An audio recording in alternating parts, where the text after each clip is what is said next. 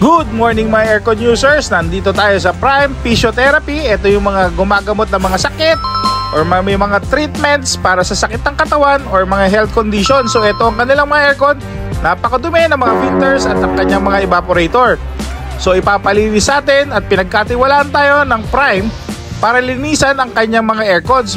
8 aircon pala ito, located sa mga area wherein nagmamanage sila ng mga customers, ng clients, and then ang kanilang mga workers ay nandito. So ang kailangan natin ay malinisan at making sure na magiging healthy ito at walang mga dumi na kumakalat sa kanyang area dahil lilinisan natin ang kanyang mga evaporators. So ito po ang approach natin, lilinisan natin ang kanyang evaporator, making sure na lahat ng mga kumapit na dumi dyan from inside and outside sa mga blowers ay matatanggal natin ang mga dumi upang ang kanyang aircon ay mag-perform ng maayos. At the same time, yung mga drain line, ifa-flashing natin ang mga lumot na na-develop or mga dumi sa kanyang drain lines upang walang patulo-tulong mangyayari.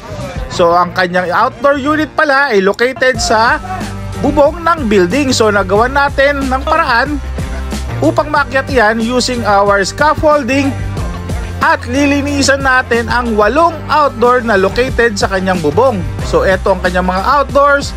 We make sure na lilinisan din natin yan upang mag-repel ng init dito ang kanyang mga aircon. So eto na pala ang mga evaporator na ibinalik na natin, yung mga front covers and panels.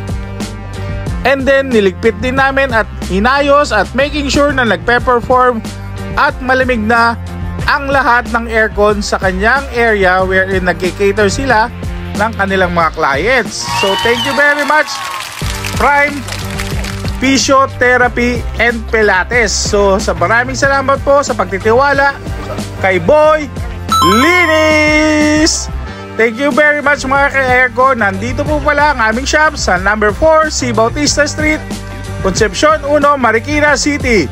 I-message mo lang po kami sa aming Facebook page at Boy Linis Air Conditioning. Thank you and goodbye!